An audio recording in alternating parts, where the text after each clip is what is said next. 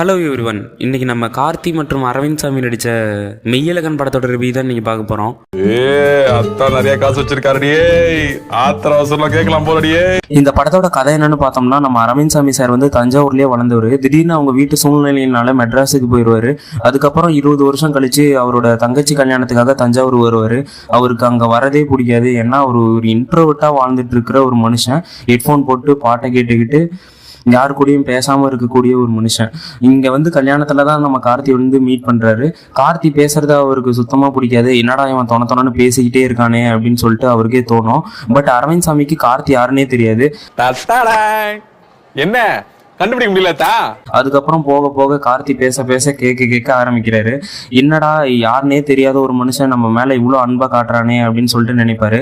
கார்த்தி யாருன்னு அரவிந்த் சாமிக்கு தெரிஞ்சுதா இல்லையா அப்படின்றதான் மெய்யழகன் படத்தோட மீதி கதை.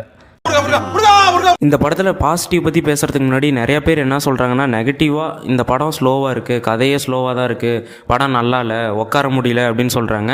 பட் என்னை பொறுத்த வரைக்கும் இந்த படத்தில் உட்காரணுன்னா ஃபஸ்ட்லேருந்து லாஸ்ட் சீனில் வர எமோஷனல் உங்களுக்கு ஒர்க் அவுட் ஆகணுன்னா நீங்கள் ஃபஸ்ட்லேருந்து கதையை பொறுமையாக பார்த்தா மட்டும்தான் ஒர்க் அவுட் ஆகணும்னு எனக்கு தோணுது. அதனால் இந்த படம் நல்ல கதை தான், நல்ல படம் தான்.